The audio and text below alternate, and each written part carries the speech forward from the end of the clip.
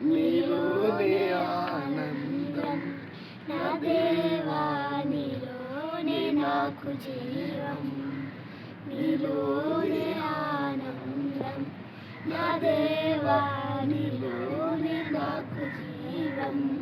నిన్న నేడు నిరంతరం మారని దేవా, నిన్న నేడు నిరంతరం మారని దేవా.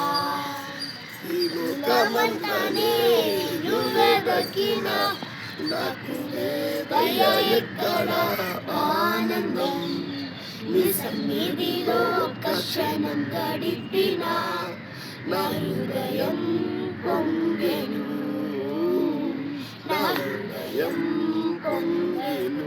దేవునికి స్తోత్రం. దేవుని బిడ్డలారా, మేము చెన్నై వచ్చామండి. చెన్నైలో ఇది సెంటు తోమ గారి సమాధి ప్రాంతం. ఈ మందిరము ఆయన కట్టినటువంటి మందిరం అండి.